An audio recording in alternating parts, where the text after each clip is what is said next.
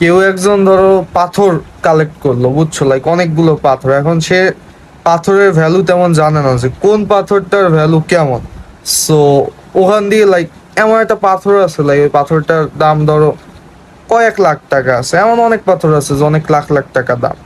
So ওই পাথর ধরো ওই মানুষটা বুঝতেছে না, সো তুমি যদি তারে বলো যে 10 টাকা দিলাম, সে কিন্তু তার কাছে কিন্তু ওই পাথরটা পুরো ভ্যালুলেস। সো তুমি নিয়ে যদি মানে সঠিক প্লেসে যদি পাথরটা তুমি সেল দিতে পারো বা সঠিক ব্যক্তির কাছে দিতে পারো, সো তুমি ওটা দিয়ে কিন্তু লাখ টাকা ইনকাম করতে পারতেছো 10 টাকা একটা জিনিস দিয়ে।